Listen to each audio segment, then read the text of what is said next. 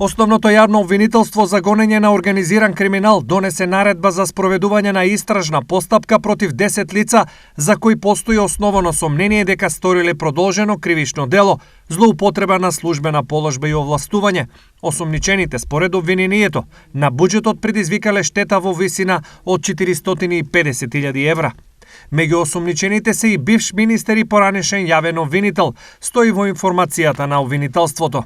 Во периодот од 2010 до 2018 година, прво осомничениот во својство на службено лице, секретар и законски застапник, член на собрание и член на извршен одбор на Сдружение на граѓани во државна собственост, а истовремено одговорно лице, управител во правното лице во приватна собственост, искористил својата службена положба и ги пречекорил своите службени овластувања. Информираат денеска од јавното обвинителство. Освен обвинителот и членовите на собранието и извршниот одбор на Сдруженијето, осомничен е и поранешен министер без ресор, раководител во управата за имотно-правни работи во Министерството за финансии, државен правобранител, нотар и двајца овластени регистратори од Централниот регистар на Република Северна Македонија.